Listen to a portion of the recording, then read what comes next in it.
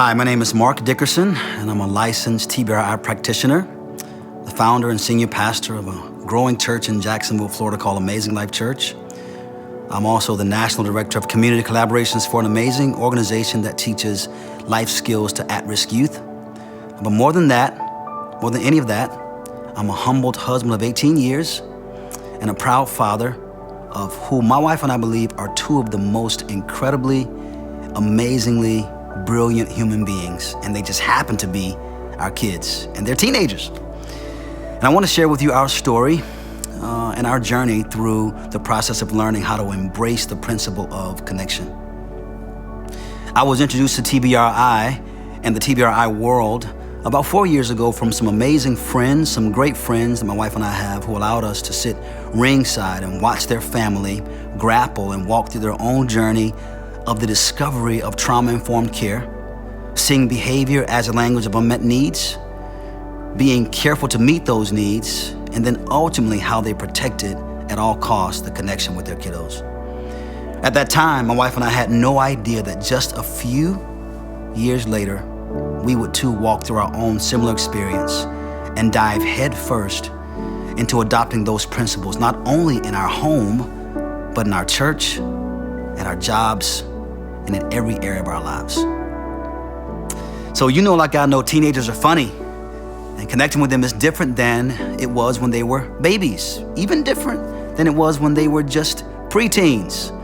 On one hand, they're finding their own identity and independence and seemingly wanting less and less to do with mommy and daddy. But on the other hand, they're screaming, their actions are just yelling out for attention and deep connection.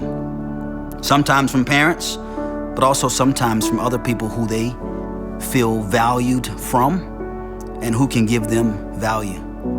So connecting with teens is different. It's this delicate dance, and it takes mindfulness, hard intentionality to engage, the willingness to be wrong, compromise, and the willingness to ask for redos over and over and over again. My daughter specifically is this beautiful, strong-willed young girl, full of spirit. She's the spitting image of her mom. And when she and her brother were younger, I would hold them in my lap. I would sing a song to them that I made up just until they fell asleep. And I remembered distinctly when they started changing and outgrowing my lap. Their legs would awkwardly fall out the side of my arms, and I could no longer wrap my arms around them. And things were changing. But that didn't stop me from wanting to be close to them and connected to them. And I don't think it stopped them from wanting to be connected too. So we kept it up, right? This awkward rocking, we kept it up until they said, "Daddy, these moments are too much. It's a little bit too awkward now." So we stopped the singing, we stopped the holding, but I learned that they did not still need to be connected to. So when my daughter started high school, we noticed, my wife and I, that she was just more quiet and reserved than she had been before, more withdrawn, and things were just different. And we didn't think too much about it. She's a beautiful teenage girl, and that's what teenage girls do. My son has also had his changes, and we noticed some things with him, but he's always been really mellow and low-key. And even though we absolutely did notice some things changing in him as he grew, our baby girl was just different.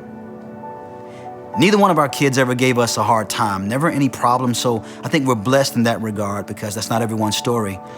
But because we spent so much time intentionally connecting to our kids, intentionally knowing their language, their love language, we just knew that some things were just different. We became keenly aware that some changes were happening.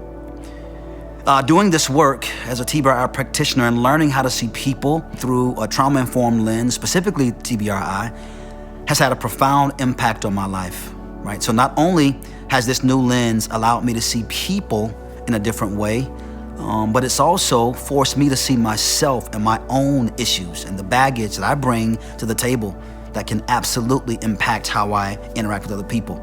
My father was a disciplinarian, and because that's all I knew, that was my default. That was my go-to whenever I noticed any sort of change in behavior in my kids, any dysregulation at all in my home, I would instantly go to discipline. But what I learned was that you can't discipline away deep needs. Needs are meant to be noticed, seen, heard, and met, especially for those of us who are still learning how to self-regulate and meet our needs on our own.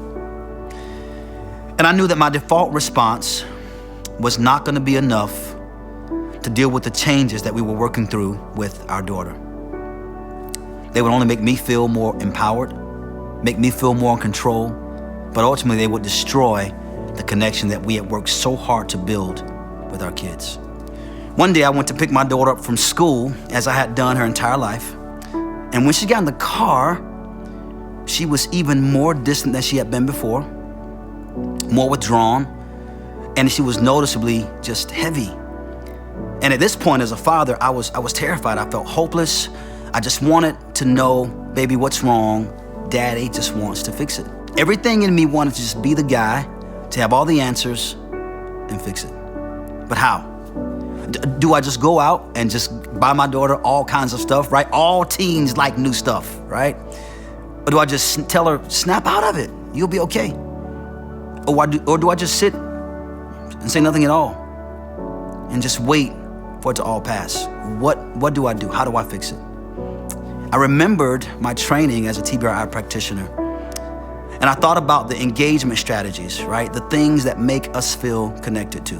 Warm eyes, gentle voice, behavior matching. But I was driving. So I couldn't give her eye contact, didn't know how to behavior match, and I didn't want her to see my eyes because I was holding back tears. So what I did was I leaned on the warm touch, and I reached over, I touched her hand, and I simply said to her, baby, Daddy's with you. Daddy's with you. And that's when she broke. She sobbed, not saying a word. She just cried. And by this time, like I am now, I was a wreck. And I knew that what I was witnessing was not a little girl who was just sad. I was witnessing someone, not just from a broken heart, right? Not kids talking about her at school. And some of that may have been in there before. What I was witnessing was my daughter who was missing deep connection. That's what my TBRI sense taught me. So I kept driving, and I waited until she was ready. Didn't force her, held her hand. And when she was ready, she said a few words. And what she said was, Daddy, I just don't feel normal. I don't feel normal. I feel alone, and I don't feel normal. And I thought in my mind, I thought, baby, how do you feel alone? You're in school with hundreds of kids, hundreds of crazy kids. You have a great life at home. Mommy, daddy, we're there. Your brother's there. How do you not feel alone? That's what I said in my mind, but in my heart, I knew exactly what she was saying, but didn't have the words to say. Her loneliness was coming from a place of not feeling deeply connected to. I wasn't holding her anymore. I wasn't rocking her or singing to her anymore. I wasn't making up silly songs. I wasn't making sure that she felt seen and known. The days that she would come and sit next to me on the couch and curl up and just watch our favorite show were getting less and less frequent. Life was happening. Life was busy. And my wife and I thought we were just giving them the space to kind of just be themselves and do their own thing and grow up, not realizing all along that growing up and growing apart are two different things. I mean, we all have to grow up, right? But the truth is, we don't have to grow apart. And from that very moment, I vowed to never let life, growing up, or even the necessity to correct, disrupt the connection with my kids, my wife, those around me, because connection is so important. So we decided to go back to doing some of the rituals and routines that we had been doing earlier in their lives. Early mornings before they left for school, we prayed with them, right? When I picked them up from school and got home to the dinner table, I would ask them, hey, what's one good thing that happened today? What's something that happened that was not so good? What'd you learn from it? How'd you deal with it? This was our way in our home of making deep connection, and those rituals and routines we decided to go back to. Our way of giving them voice, our way of helping them connect and feel connected to. I believe that connection is vital to human thriving. It's where we come from as babies in our mother's bellies. We're connected. It's what happens in the first 12 months of life when we use our voices and we express our needs, and that attuned caregiver comes alongside hundreds of thousands of times and meets those needs. We're being connected to. That's where we establish trust, where we feel seen, where we feel known, we feel heard. It's connection. It's what our Father does for us. Scripture tells us that He will never leave us nor forsake us. Even when He needs to correct us, He doesn't depart because He values connection.